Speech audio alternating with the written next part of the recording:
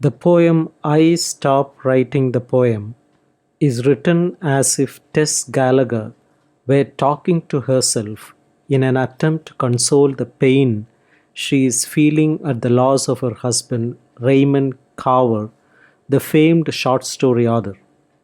The poem is as much about their relationship as it is about Gallagher's sense of loss.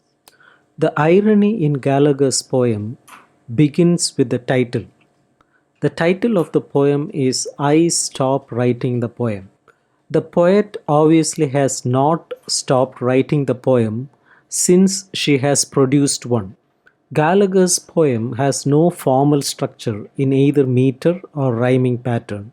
Her form is fluid and reads like a lyric verse or like free verse in that it expresses a single emotion in a style that reads almost as prose.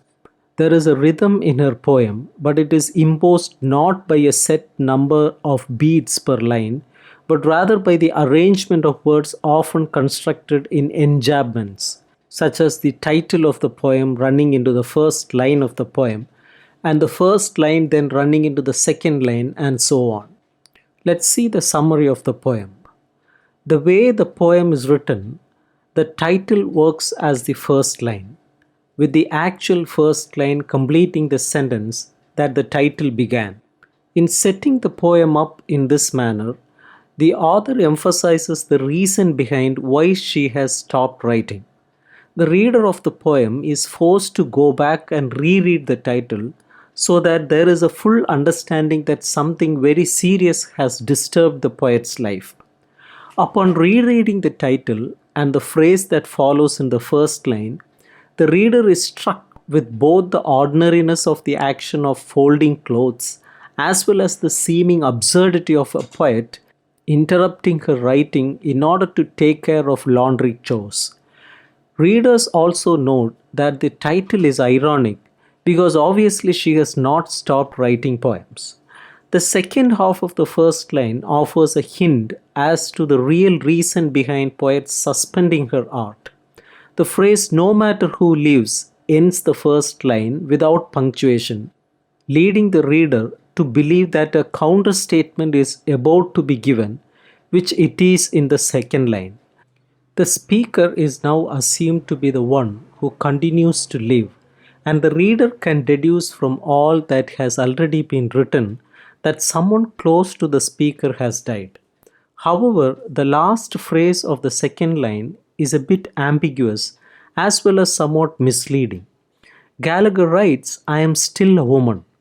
Is she referring here to the chore of ironing? Or is something else going on with this statement?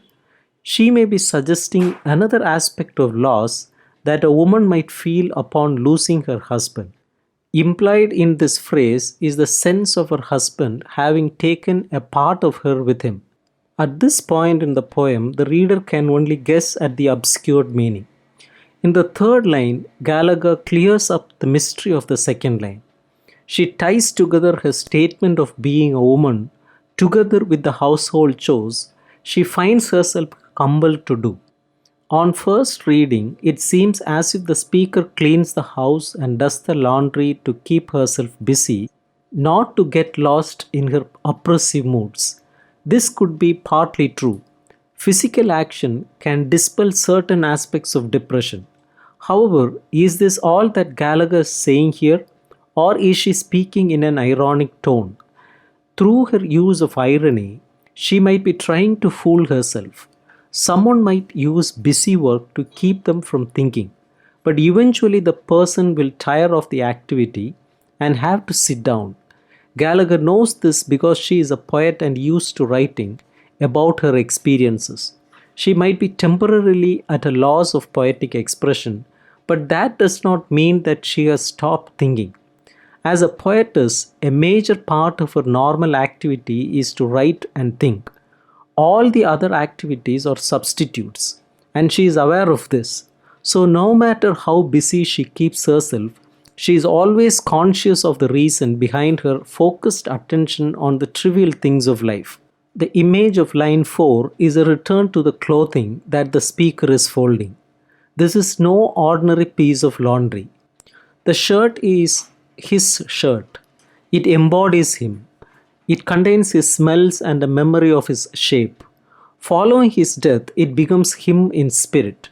The reader can imagine the speaker's gaze as she looks at the shirt. Her eyes are fixed on it in a way that goes beyond her seeing the material, the buttons, the collar, and sleeves. Also implied in this image is the way the speaker handles the shirt. Her hands touch it as if it were alive. She writes, I bring the arms of his shirt together. This break in the line offers a double image. At first, it sounds as if she is folding the shirt. However, Gallagher imbues this image with a deeper meaning. Is she folding the shirt, or is she wrapping the arms of the shirt around her as if in an embrace? The phrase following this image is Gallagher's statement that nothing can stop our tenderness, which reinforces the likelihood that the speaker has either wrapped the shirt's arms around her or, in the least, thought about doing so, remembering how he had once worn the shirt while hugging her. The nothing she is referring to could be interpreted as the speaker implying that even death will not stop them from being close to one another. The previous use of the word together emphasizes their union both before and after his death. In line 7, Gallagher somewhat contradicts herself. Here she states, I'll get back to being a woman. In line 2, she had already said she was still a woman. Is she confused? Well, maybe she is not confused. Maybe she is just trying to convince herself. She is definitely struggling with the concept though. Did death rob her of some underlying concept of herself by taking away the man she loved? She knows that she is having trouble expressing herself through poetry, so death has stripped her of at least one of her basic perceptions of herself. If poetry is gone, what else might have been taken? The speaker touches on this issue as if she is only slightly aware of the complications of loss.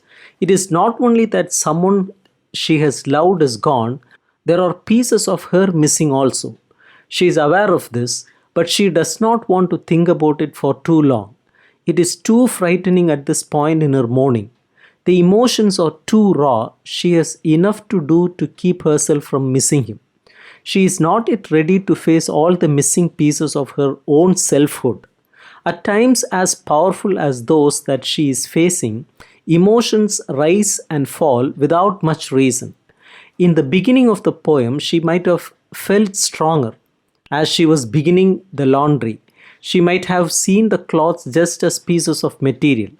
Possibly, as she picked up his shirt, her confidence waned, all the memories and the pain came rushing in on her.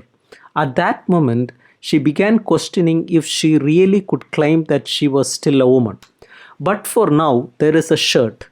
Gallagher writes, taking the reader back to the first line, again turning the emotions away from the memories of who used to wear the shirt, making the shirt just an object that needs cleaning and folding.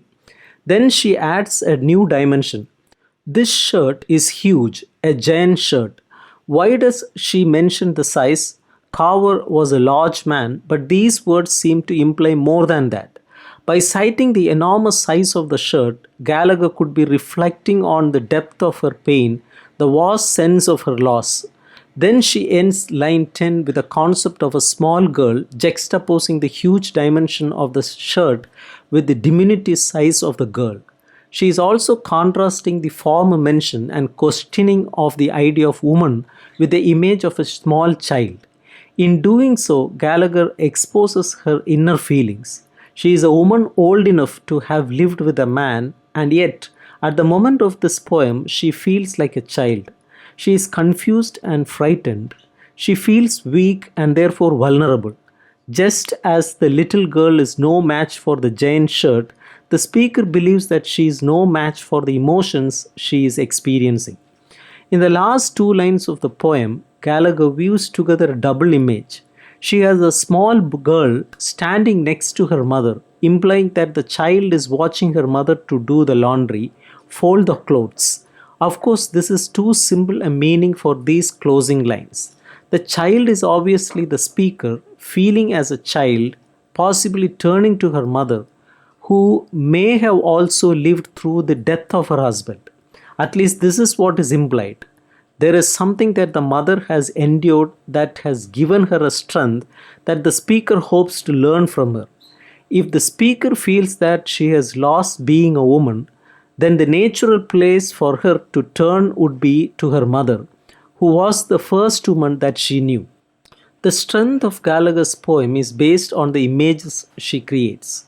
These images are both physical ones that the reader can visualize, such as the woman folding laundry, as well as more abstract or emotional images, such as the image of the pain the woman is suffering while she folds the shirt of her dead husband.